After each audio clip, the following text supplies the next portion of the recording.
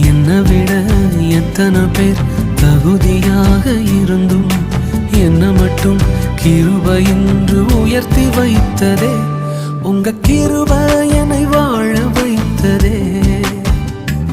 உங்க கிருபை என்னை தூக்கி சுமக்குதே. உங்க கிருபை என்னை வாழ வைத்ததே. உங்க கிருபை என்னை பாட வைத்ததே.